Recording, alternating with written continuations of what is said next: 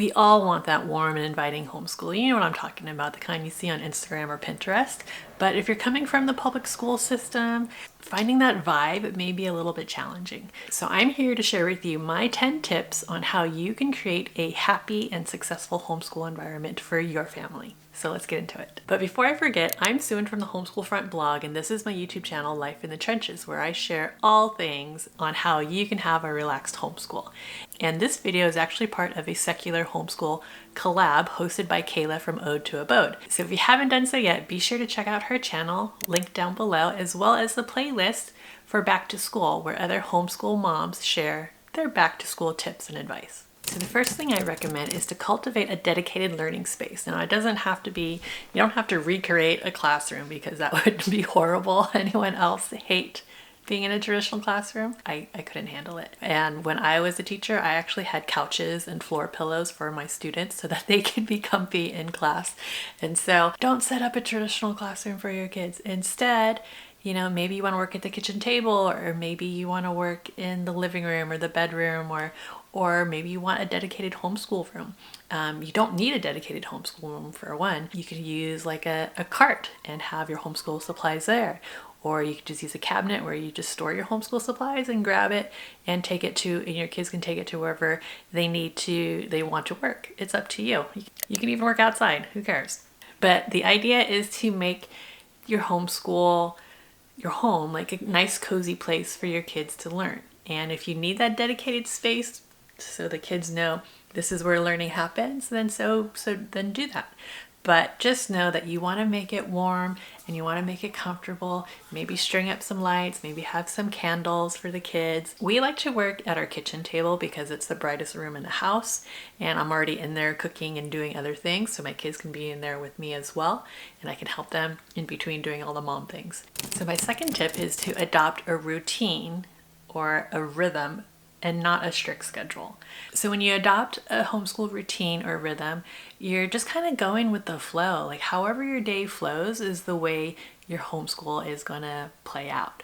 And for some people, it naturally feels right to homeschool first thing in the morning. Whereas with us, we homeschool in the afternoon because during the day, there's just a lot of little things that we do. My kids do not wake up early. So there's a lot of little things that we do that take up most of the day. And then we get to our learning in the afternoons. So your homeschool routine or rhythm is going to depend on your family and how, you know, everyone flows. So, and next is to personalize your curriculum. And I know like some people just want kind of like an out of a box curriculum. They just open and go. And that's great and that's awesome. But when I talk about personalizing, I'm talking about leaning into your kids' interests. So if your kids are really into science and they love plants, then lean into that, and you're going to have to supplement the curriculum that you're using with different science resources, maybe going to museums and field trips and so forth.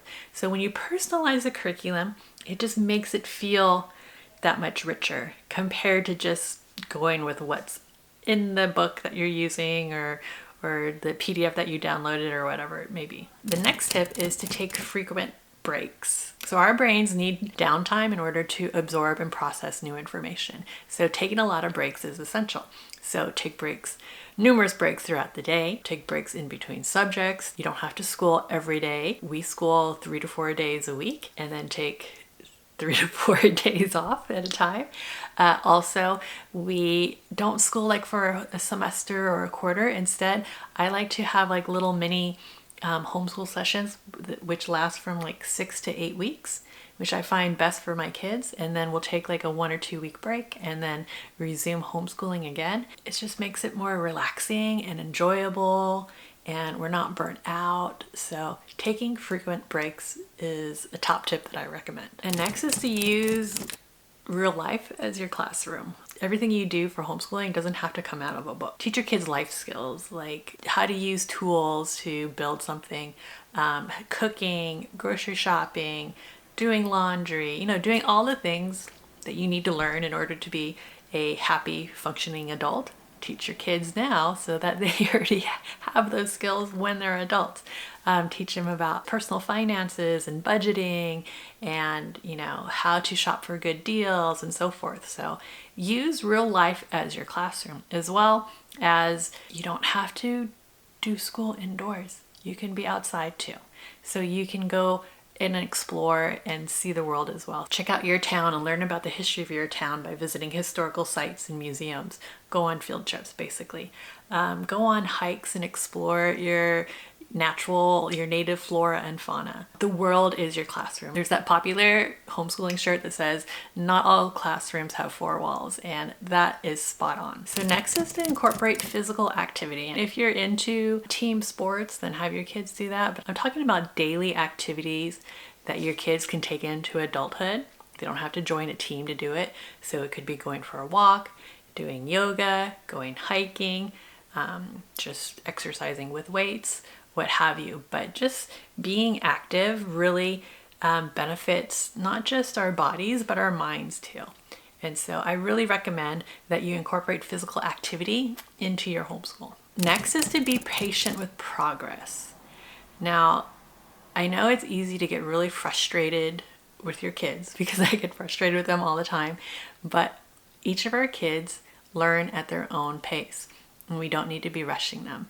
And if you want to have that warm and inviting and happy homeschool, then you need to just let things go. Let your kids work at their pace. Even if you think it's too slow, it's the right pace for them. And go at their pace and you'll have a happier homeschool. And remember, success in homeschooling, as in life, is a journey and not a destination. So don't rush it. And my 8th tip is that consider connecting with other homeschoolers, because I know homeschooling can be a lonely journey, especially if you live in a community where you don't have a lot of homeschoolers. But remember that you're not alone. There are millions of homeschoolers out there across the world, and you can find them either in person or online. Connect with other homeschool families, join a co-op if that's your thing, not mine, but maybe it's your thing. Or you can participate in online homeschooling communities.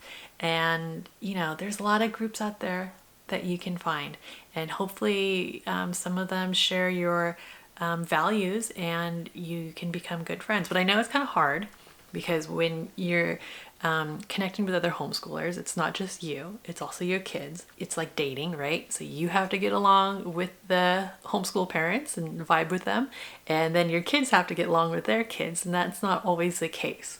And so I understand if it's a bit of a struggle to find that homeschool community, but it's out there, trust me. And my 9th tip is to take time for yourself. And I know self-care is kind of like an overrated term and people are like, self-care is selfish, blah, blah, blah. But really, taking care of yourself is not selfish, because if you don't take care of yourself, you don't meet your needs, you're not going to be that nice of a person to your kids when you're homeschooling. So you do need some me time in order to recharge. That doesn't mean you need to ignore your kids' needs in order to fulfill your own. You can do both.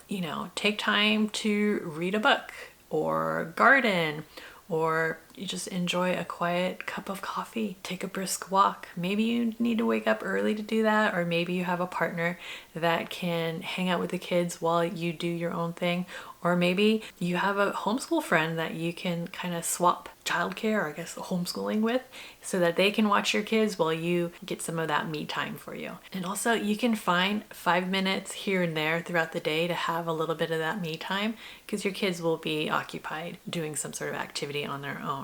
And I find that when I give my kids art projects to do, I can get at least an hour or two of alone time in my own room, just chilling out, reading, writing, what have you. And remember, a happy, relaxed parent is going to make a happy, relaxed homeschool, because there is no homeschool without you. And my final tip is to keep learning and adapting. You are learning too. You don't need to be perfect. You don't need to get everything right, because you are learning as well. So keep learning, keep adapting, and be open to change, because your homeschool is going to evolve through the years as your kids get older and have different needs. If you bring in more kids into your family, your homeschool is going to evolve. So you need to be ready to evolve as well. And remember, each homeschooling journey is totally unique. What works for one family is not going to work for the other family. So just trust your instincts, embrace the journey, and just keep learning alive and fun. And if you're interested in learning more about how to have a relaxed homeschool, be sure to check out this video, and I'll see you guys in the next one. Ciao.